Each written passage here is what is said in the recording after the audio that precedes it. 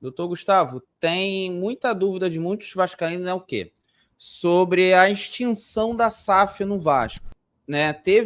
A SAF foi votada dentro do Vasco através de uma votação com mortos votando. Né? Nome de mortos votando. Maganha pode me elucidar melhor se eu estou falando alguma coisa errada. Mortos votando e outros problemas nessa votação. Numa futura queda de uma SAF, essa votação dentro do associativo para fazer a SAF pode ser o início ou o único modo da SAF se extinguir e voltar tudo ser da associação ou não, mesmo tendo irregularidade nesse início? Tem um princípio no direito que é o princípio do fruto da árvore envenenada. O que isso significa?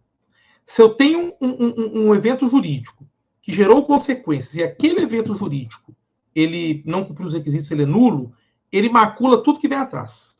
Então, se na Assembleia que autorizou que o Vasco fizesse a cisão, criasse a SAF e vendesse um percentual dela para um terceiro, se nessa Assembleia houve fraude, mortos votando, não teve quórum, enfim, qualquer fraude, eu posso anular judicialmente essa Assembleia.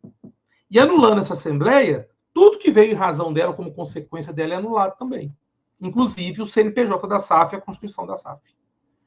Então, caso alguém questione isso judicialmente, não se a SAF acabar por falência, mas se alguém questionar isso judicialmente e anular essa Assembleia, eu volto para o status anterior. O Vasco continua sendo Vasco Associação, na primeira divisão do Brasileiro, sem ter nenhum tipo de prejuízo. Mas por isso precisa a declaração judicial de nulidade daquele ato que gerou a constituição da SAF. E sobre um complemento, e sobre tudo que a 777 em si fala que colocou o valor, né? Que nós, todos os vascaínos que é contra isso, sabe mal ou bem que eles estão usando os ativos do clube nisso. Os ativos do clube, os atletas da base que eles não formaram, não gastaram um valor, não gastaram nada para ter essa formação desses atletas. Como que fica essas dívidas, esse suposto dinheiro que eles colocaram nessa interrupção da SAF voltando tudo para o associativo? Daí para frente, como fica esses supostos valores que eles colocaram? Volta como dívida para a associação? Seria na hipótese de uma anulação da Assembleia. Isso, correto.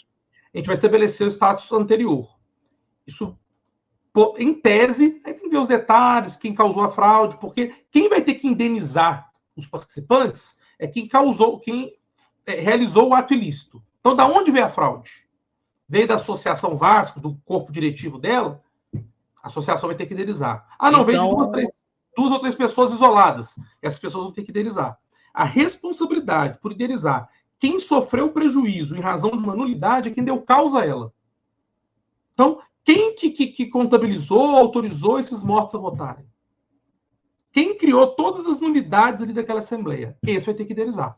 Pode ser associação? Pode. Se a associação se organizou ali para tocar uma Assembleia fraudulenta, vai acabar estourando nas costas da associação, sim. Nessa hipótese de se anular a Assembleia. Né? Eu estou falando em tese que realmente eu não conheço a Assembleia, não sei o que aconteceu, não sei se estou partindo da hipótese de que houve uma nulidade lá, como vocês citaram, de mortos aí, pessoas falecidas votando. Então, toda a Assembleia...